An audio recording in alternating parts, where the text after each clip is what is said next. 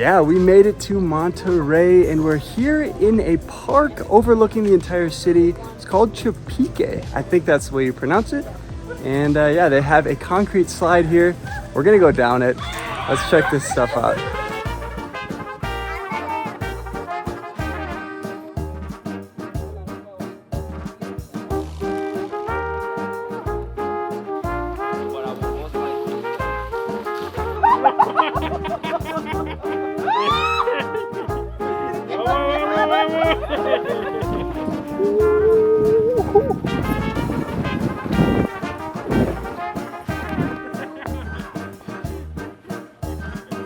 Alright, we finally arrived to the casino, what we came to Monterey to do, play some poker. I'm in for 30,000 pesos, which is around 1,700 American dollars. A quick rule of thumb is for every 1,000 pesos you see me bet, it's around 60 US dollars, so take note of that. Moving right into the first hand of the night, where I pick up Pocket Kings. The Mexican poker gods definitely on my side.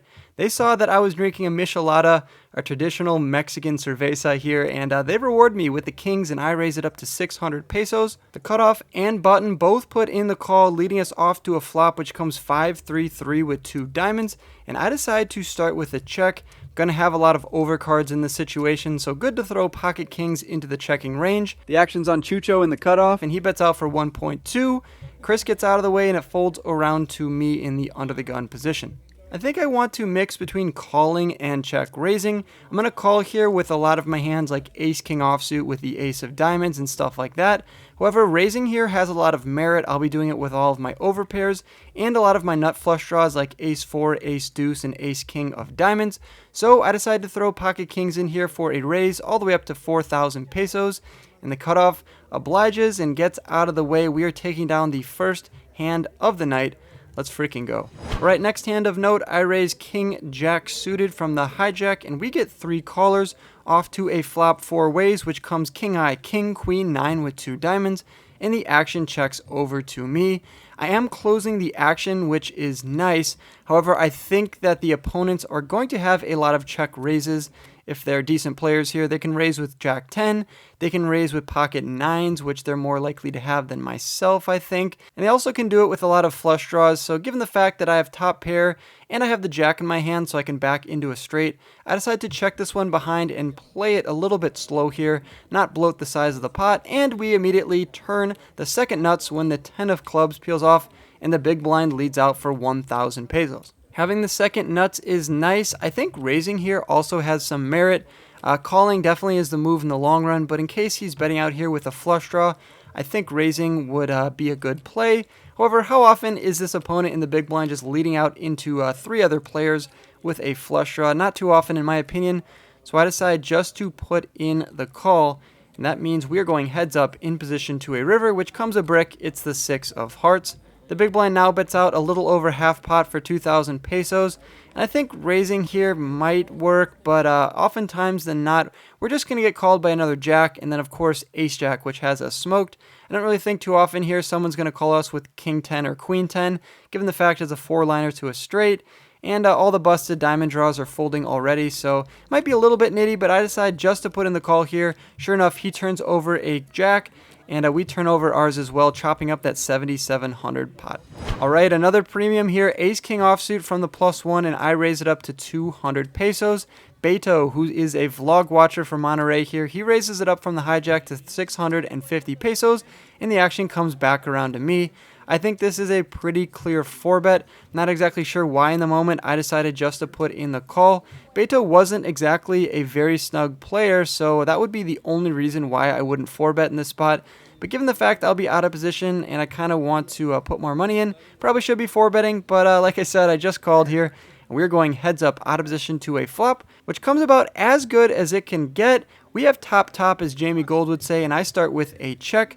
I'm surprised when Beto decides to check behind in the spot. He's going to have all of these strong hands, pocket kings, ace king, king queen, where I really shouldn't have pocket kings and ace king, so definitely a good board for him to go for a range bet on, around 1/3 the size of the pot.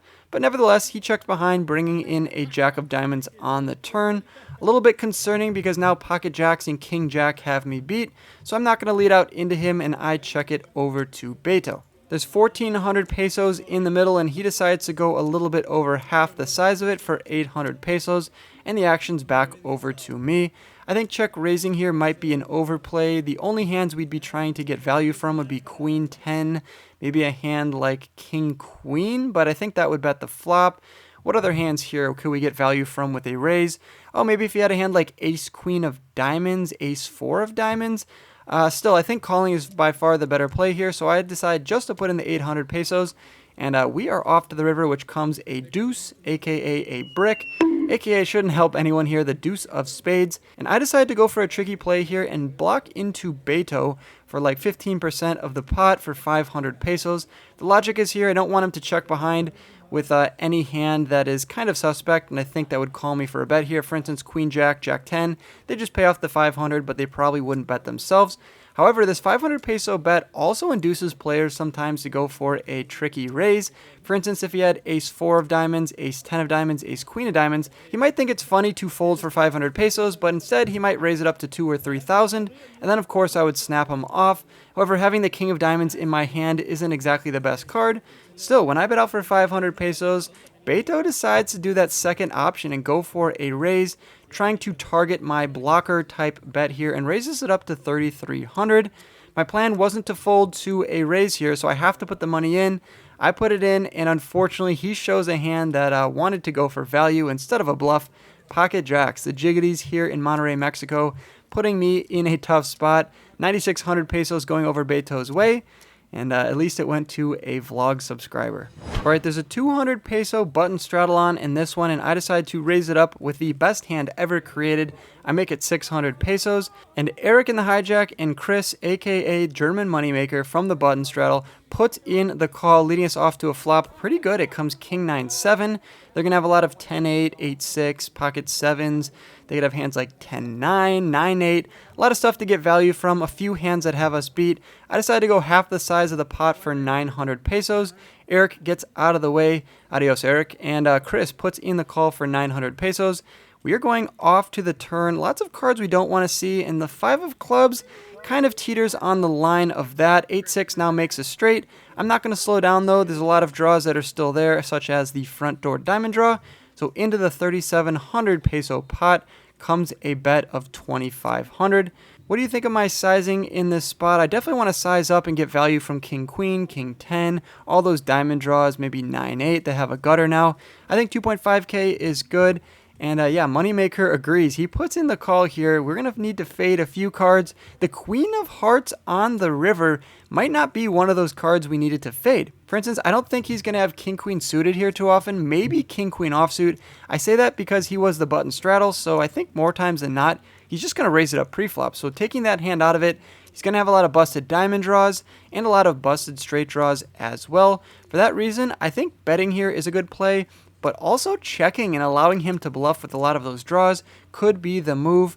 Additionally, if he has a hand like a set, I don't want to get raised on this river, so I decide to throw pocket aces into the checking range and look to pick off a bet.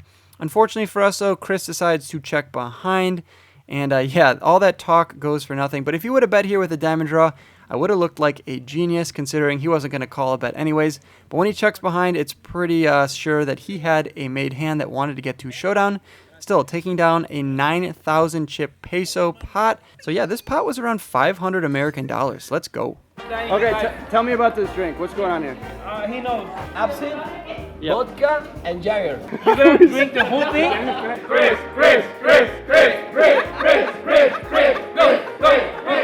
Alright, the 200 button straddle is on again, and I decide to raise it up to 600 with another premium. The ladies from the low jack.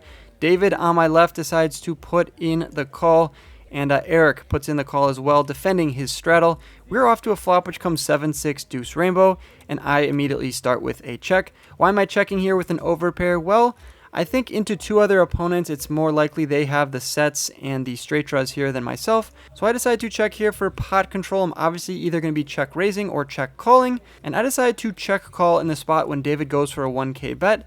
I put in the 1k and we are off to the turn, which comes the 9 of hearts. 1900 in the middle, and I check it over to David, who decides to overbet now for 2.2k. Man, I don't really love this. He could have a hand like 8-9 that made top pair, but then again, why is he betting so big? Of course, he could have 7-6, pocket 7s, pocket 6s, pocket deuces. I'm less likely to have 6s and deuces here. There's not really many draws out there. 4-5 might continue betting like this, but yeah. I'm definitely not raising in this spot. I decided just to put in the call, and we are off to the river, which is a pretty good card for me. It now lets me beat hands like 7-6. However, hands like 8-9 now have me crushed. The 9 of diamonds peels off, and of course, I'm going to check it over to David. Really hoping he doesn't go for an over pot size bet once again. And music to our ears, he decides to check behind. That means we are probably good. I turn over my ladies, and he turns over the jokers. Crazy hand for him to have there, not 3-betting me pre-flop, but I guess he saved some money by doing that, and we are taking down that 3,900 peso pot.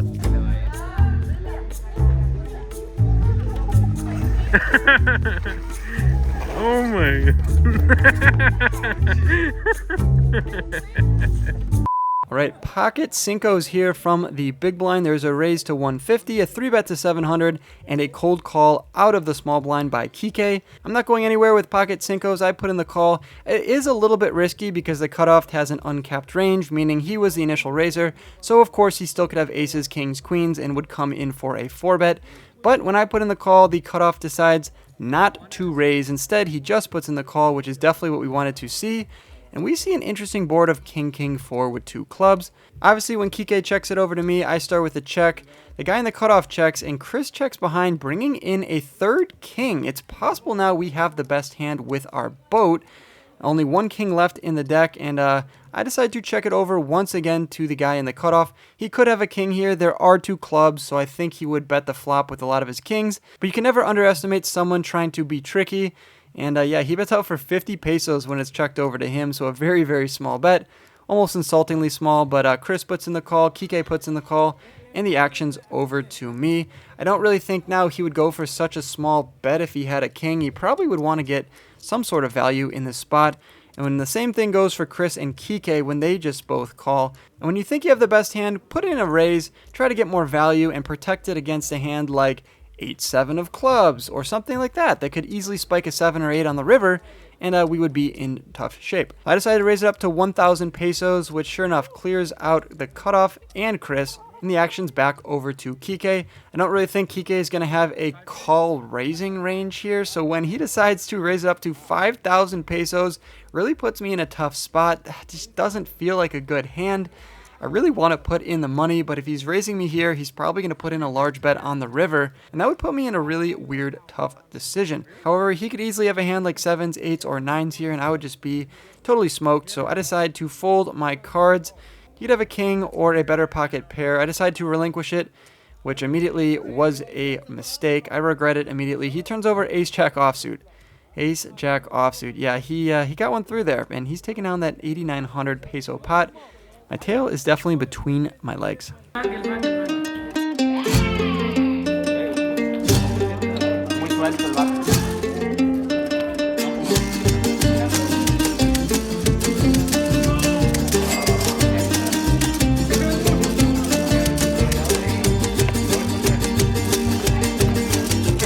No worries, let's get some retribution here in this one. I raise it up to 200 with ace-king offsuit from the hijack, and Eric decides to put in the call.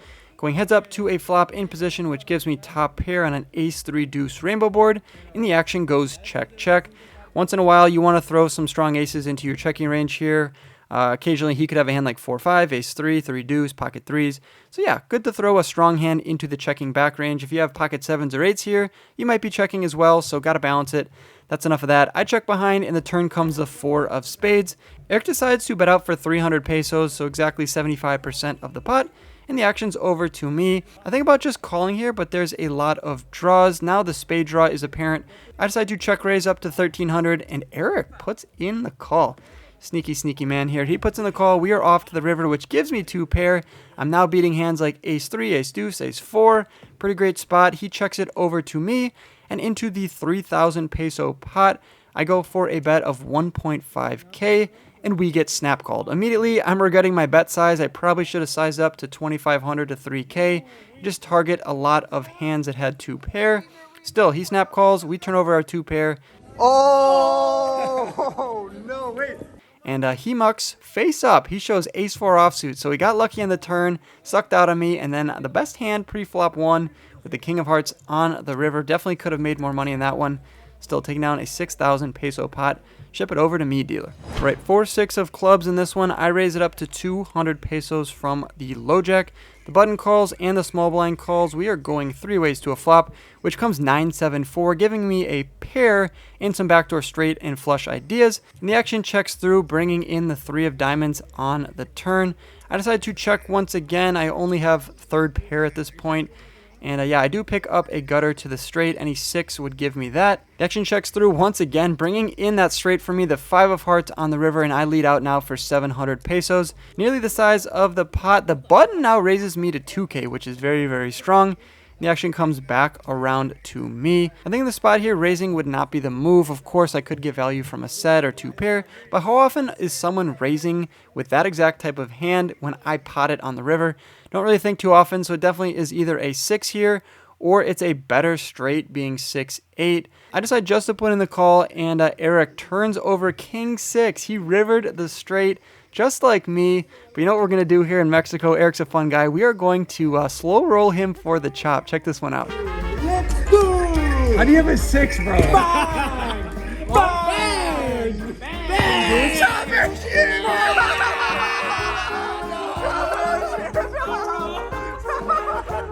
Slow roll the chop, baby. Let's go! Hey, give me half that pot. Give me half that pot. All right. Go, go, Go, go, go! Wolf, wolf, wolf! go, go, go, go, go, go. Bang, bang, bang, bang.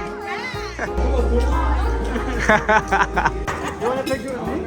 Yes. Little old me? Yes. With her? With this one. Yes. She's gonna make you famous, she said. Bang! Bang! Alright, after slow rolling the chop there with Eric, I pick up ace-10 offsuit here from the big blind. The button 200 straddle is on, the +1 limps, the button checks, small blind calls, action's over to me, and I decide to raise it up to 1.1k. Chris decides to put in the call, and that leads us heads up, out of position to a flop, which gives us top pair, top kicker, 10-7-4 rainbow, and the action's on me. I like a half pot sizing here of around 1300, and I go for 1.25. Gotta get fancy, I guess. I make the bet, and Chris Moneymaker puts in the call, leading us off to a turn, which now brings in queen 10, having me beat.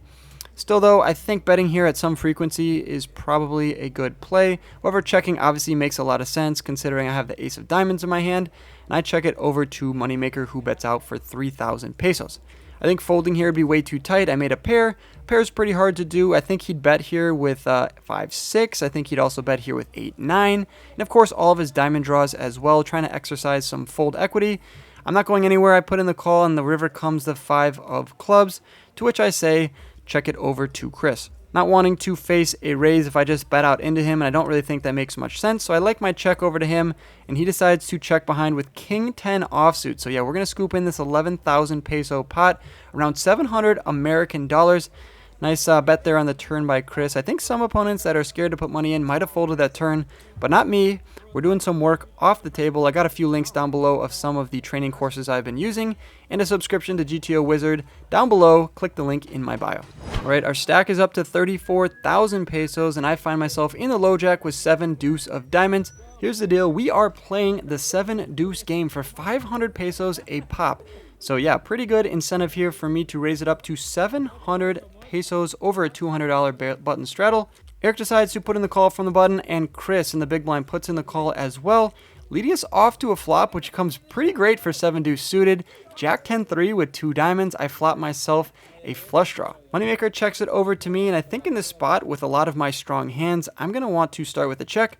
So for that reason, I also have to throw 7 deuce of diamonds in there. I know I want to bet, get them to fold, but I have to play my hand as if I had queens or ace jack or jack 10, stuff like that. I'm thinking this pretty wet board and into 2 other opponents, I would check. That's what I decided to do with my weak hand here, 7 deuce. And Eric does the betting for us and bets out for 1,000 pesos, and Chris puts in the call. Now here's the thing, do we think Eric is pretty strong here? Yes, of course. He could have jack 10, he could have pocket 10s, pocket 3s, he could have a hand like king queen or 9-8 that definitely wouldn't fold, and of course all the diamond draws. Chris, on the other hand, I think would raise a lot of his very strong hands like sets and 2 pairs. So I'm kind of discrediting Chris from having a strong hand. Obviously, I'm going to go for a raise here with 7 high and a diamond draw. I have to be worried that Eric is going to put in more money, but I decided to raise it up to 4,500 pesos. The time is now. We definitely want to get through Eric, and if Chris puts in the call, I'm going to go Blasto on the turn. Eric folds. That is the first step of the plan, and that is definitely what we wanted to see. And what we also want to see is Chris folding his cards. Look at that. Turn it over. Let's ship it over to me. 500 pesos a pop. Let's freaking go. Let's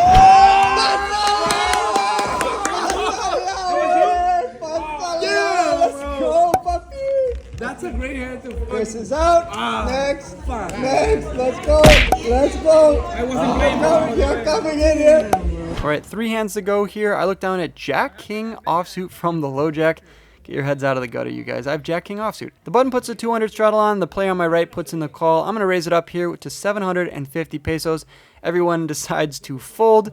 But because they just saw me have the 7 deuce, things are infectious. You know, when you get the 7 deuce once, it's pretty often that you're going to get it pretty soon after that. So I decide to try to buy out. So I decide to offer a buyout to the table. 10% of the bounty of 500, so 50 pesos. And if I have 7 deuce, you wouldn't have to pay me out the full amount. Okay, if anyone wants to buy out, 50 pesos to buy out. And look at that. 1, 2, 3 people decide to buy out for 50 pesos. So of course, we show the Jack King off. And yeah, we're winning that pot. We're winning the bounties that we shouldn't have gotten. Life is good here in Mexico. All right, 2 hands to go. I look down at Pocket Nueves now from the cutoff and raise it up to 250. Button puts in the call and the big blind calls as well. That's David and Eric. So the 3 amigos here going off to a flop, which comes about as good as it can get. Ace 9-4 with 2 diamonds. Bang! We flop middle set. David decides to blind bet for 200 pesos, but because I've been heavily drinking in the past few hours, I don't even notice that, and I bet out for 650 into the 800 peso pot. I then see that David has blind bet for 200. I guess it really wouldn't have done too much. I probably would have just checked it over to him and then raised him up to 800 or 900 pesos anyways. But when I raise it to 650, he puts in the call. Eric gets out of the way. We are going heads up, out of position to a turn, which comes the 3 of hearts. Really shouldn't slow down on this one. I want to get value from all the ace-x in his range, all of the diamond draws, maybe even pocket 4s if I'm lucky. I bet 1,200 pesos. I probably should size up to 1,700 to 25 to 3K. Definitely could be overbetting here. I think I'd be doing that with ace-king, ace-queen. So I also should be doing that with pocket 9s. And David likes that price, puts in the call, and we are off to the river. River comes a decent card, the king of clubs. He might have 2 pair here. You saw earlier David decided to call with pocket jacks when I had pocket queen. So if he's doing that with that hand, probably also doing it with a hand like ace king. Yeah, pretty good spot for me. There's 4,500 in the middle. I'm debating between betting and checking. Betting here, I'd get value from any ace king. I'd also get value from pocket 4s. What I wouldn't get value from is all of the diamond draws and potentially straight draws like 5-6, deuce 5. If I check it over to him, I think he's also going to bet a lot of his strong hands like ace king and all of his strong aces. I think he just checked behind with a lot of his weaker hands like 9-10, 8-9. The reason I'm saying this is because I think in hindsight, checking here is the far better play. It's allowing all of his bluffs to bet, and all of his strong hands are going to bet as well. That being said, I do go for a bet here of 4,500 pesos. I pot it. I think that's just way too big. At this point, I'm only trying to get called by ace-king or ace-queen at this point, or maybe pocket 4s. All those hands definitely would have bet, plus all of his diamond draws would have bet. And he snap folds, showing 7-8 of diamonds. I asked him later if he would have bet himself, and he said yes. So if you guys want to learn anything here, I think checking the river here is the play, allowing him to bet with his diamond draws. You'll make more money in the long run. Still, taking down that pot feels pretty good. And ending off the session here with the ladies in Mexico from the hijack. Chris raises it up under the gun to 200, plus 1 calls, and I make it 1,000 pesos to go. The cutoff flat calls and everyone else gets out of the way. Interesting that the cutoff decides to cold call my raise here. It's not David. David decided to leave, so it is a new amigo here from the cutoff. We flop ourselves gin on a queen 3 deuce with 2 diamonds boards. Bang! We flop top set. I check it over to the opponent. I think I just have this board completely smashed. He'll probably bet with a lot of his diamond draws as well, and as well as all of his sets and other hands like king queen, ace queen, stuff like that. I check it over to him. He checks behind, unfortunately, and we see an interesting card, the 10 of spades on the turn. It now gives hands like King Jack and Jack 9 an open-ended straight draw, and there's that front door diamond draw as well. So I decided to bet out for 750 pesos, and he puts in the call. Definitely could have sized up on that one as well. Got to work on that for the future, but the 3 of hearts peels off on the river, giving me a boat, not bringing in the front door diamond draw, and I decided to bet out for 2650, to which the cutoff snap calls. I probably could have gone larger again. I turn over my hand, and he shows us ace 10. So he was calling us light there, not thinking I had a queen. Unfortunately for him, I had 2 of those, and a 9,300 peso pot being pushed over my way. Some friendly hospitality here in Monterey. Let's bring it to the outro and wrap this video up. All right, first day in Monterey in the books. We got in for 30,000 pesos, around $1,700. Got out for 39,500 after a nice little hot streak there at the end. Shout out to everyone here for making this happen. We got 2 tables going in Monterey. Wasn't even an official meetup game, but people just came out. People drove from 5 hours away to come make the vlog. I gave out bang stickers. I drank probably the most I have in the past year, and I still won around 600 American dollars, so not too bad. Tomorrow is the big live stream. I think I'm coming in for 60,000 pesos.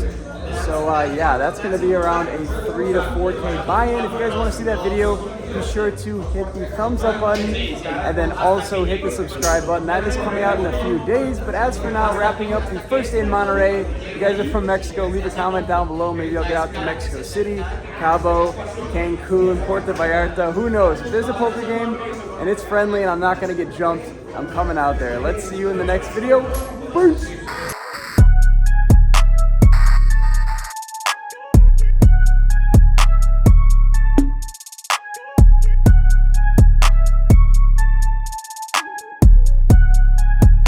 Is that Wolfgang Poker?